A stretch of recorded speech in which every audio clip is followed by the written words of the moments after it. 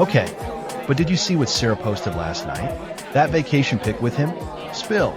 Oh man, total rebound vibes. Remember how she swore off dating apps? Hypocrite alert. Bet it's that guy from the office who ghosts everyone. Welcome back to the deep dive. You send us the stack of sources, the articles, the research, the notes. And we dive in. We dive in to pull out the knowledge and, well, sometimes the really challenging insights. And today's deep dive is definitely fascinating because the sources, they really challenge how we usually think about, personal failings. We're not looking at the stuff we normally call the big sins, the obvious things you shouldn't do. Yeah. Instead, this is a collection of materials focusing on things that often seem, harmless, or maybe even disguised as something good within a spiritual context. Yeah, that's the heart of it, isn't it? The sources identify these 7 ignored sins. They're subtle, they're hidden, often totally accepted in daily life. But the claim is they're fundamentally destructive to spiritual growth. So our goal today is to unpack that. Exactly. Peel back the disguises, understand the serious weight these sources give to our inner motives. The heart behind the action, Yeah. not just the action itself. Okay, let's unpack this, and where else to start but maybe the root of it all. Pride. Pride. The sources argue it's perhaps the most ignored sin. And what really jumps out is the idea that the silence around pride, that's its biggest sign. How so? Well, think about that classic warning, pride goes before a fall. Right. Proverbs 16.1. Exactly. The irony, the sources point out, is that the person who's falling because of pride, they're the last one to see it. Blind to their own arrogance. Completely blind to the very thing causing their downfall. And the most dangerous place it hides, according to this research, is inside spiritual communities. Like if you gossip or steal, someone will likely call you out. But pride, the material suggests you might actually get praised for it. Precisely. Pride disguises itself. It looks like commitment or maybe, spiritual maturity, intense dedication. So it's the sin that lets someone lead, teach, serve, maybe even effectively. Well, their core motive is really self-glorification. Yeah. That constant need for validation. Did they see my effort? Was I better than them? That sort of thing. Okay, wait. But if it can earn you praise, how do you tell the difference? What's the subtle clue the sources give for separating real zeal from religious pride? It really boils down to the motive behind wanting recognition. Okay. The sources say religious pride is when service becomes a performance, a stage. And worship is about self-promotion. Exactly. When the work's done, the proud person is looking at the audience, checking for applause, not really looking towards God. And beyond that, the material makes this really serious claim that God actively resists the proud. Resists, not just distant, but actively pushing back. That's the claim. So the proud person isn't just drifting away from their faith, they're actually putting themselves in direct opposition to the divine will. Wow. That idea, direct opposition, that's really stark. It is. It changes pride from just a character flaw into like a declaration of independence from God. Yeah. If the whole point of faith is self-surrender, then pride is the absolute refusal. I'm in charge here. Which points to the antidote the sources offer. Humility. Yeah. Thinking about figures like Isaiah, when they encountered profound holiness, their first reaction wasn't, look how great I am. No, it was woe is me. A recognition of their own failings. Right. True spiritual insight means seeing that paradox. The divine made himself small. There's just no room left for us to try and puff ourselves up.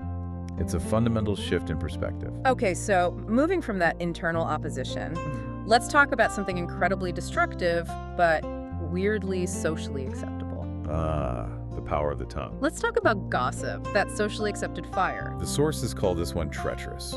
Really treacherous. Because its mask is so convincing. It doesn't look like malice. No. It often sounds like genuine concern, or even, a prayer request. So how do they define it then? They call it curiosity disguised as concern, or malice dressed up as intercession. It's a clever psychological game we play. It really does highlight a strange double standard, doesn't it? Definitely. Someone steals money, we're outraged. Someone spills a friend's secret. We call it having a chat, and maybe even pass it on. So why is it so appealing? What's the draw? Well, the motive links right back to pride again. Gossip is often, maybe subtly, a way to elevate yourself. Yeah. When you talk about someone else's screw-ups. Your own ego gets a little boost. Exactly. No. That quiet little thought, well, at least I'm not doing that.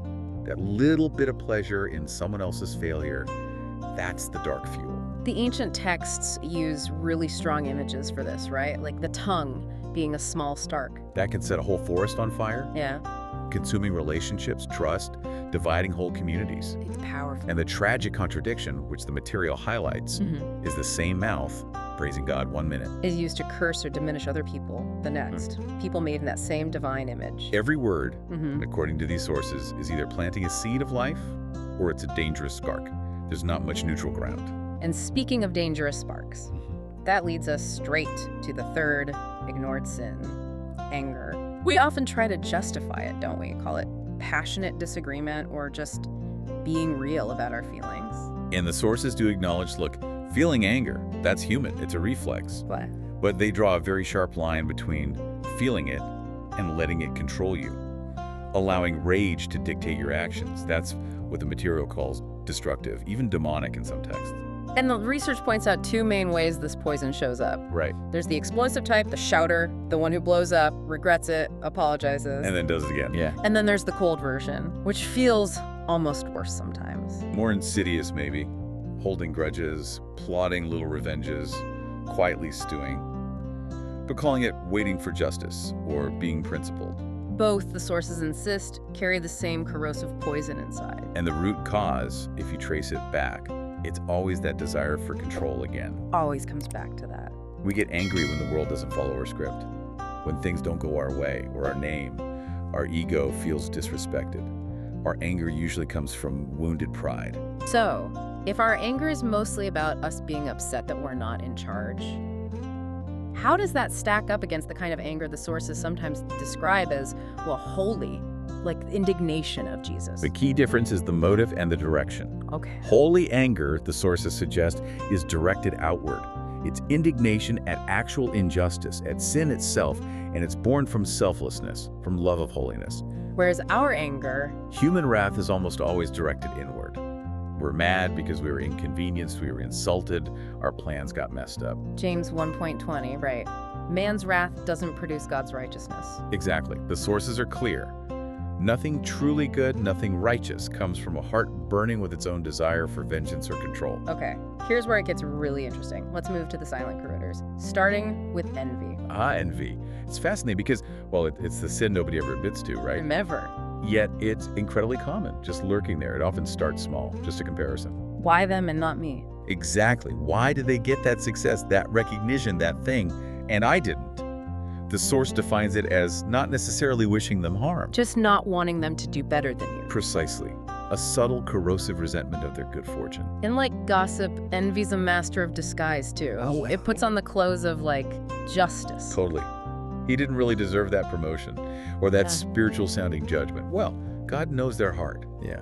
And that comparison is always going to leave you feeling inadequate or bitter. It's the ultimate thief of contentment in the present. So if envy steals joy, what's the antidote? What brings it back? Gratitude.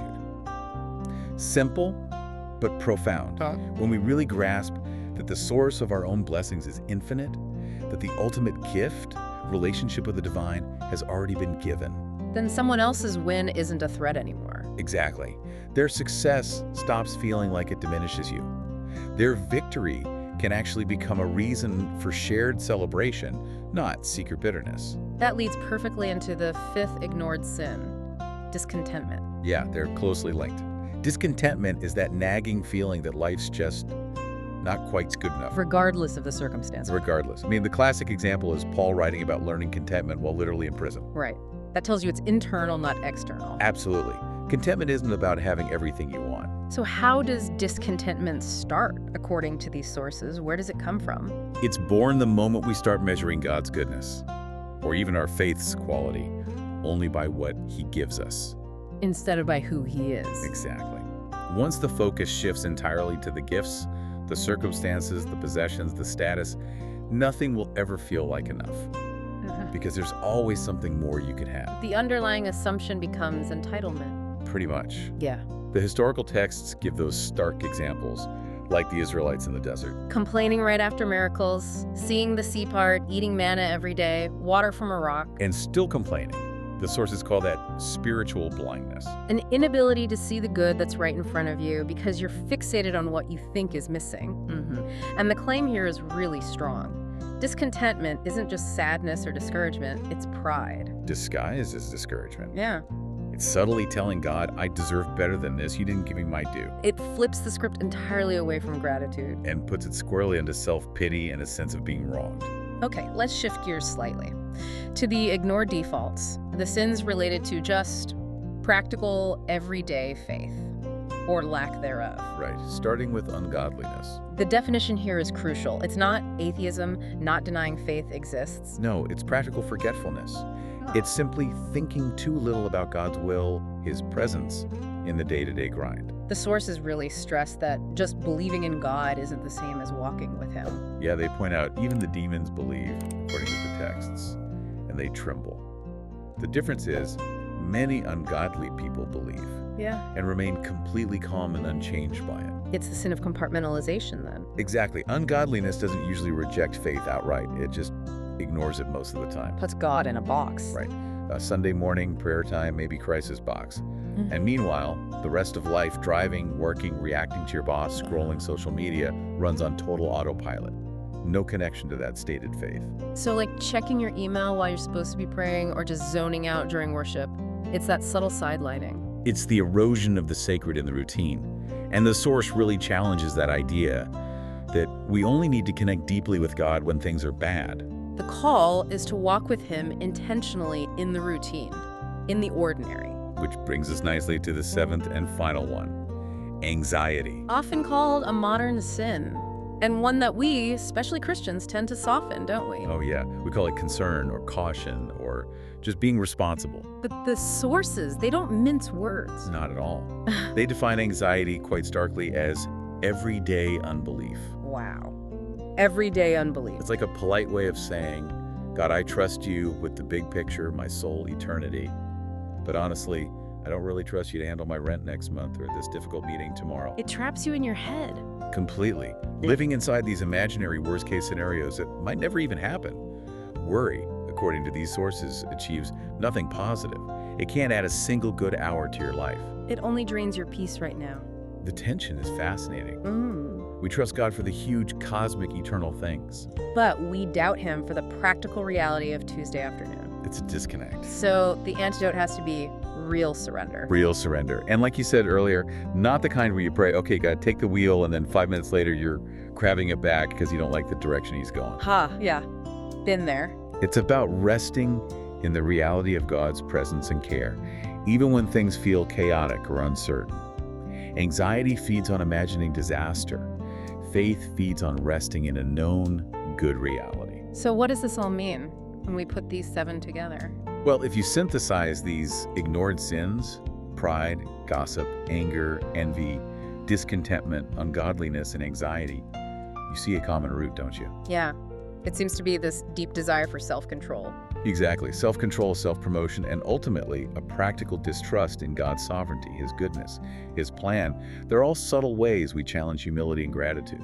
So the practical takeaway for you listening right now is that the real spiritual work, it often happens below the surface. It's about identifying these hidden shapes of selfishness, of comparison, that disguise themselves as maturity or justice or just, being concerned. Looking past the action to the motive, the heart behind it all.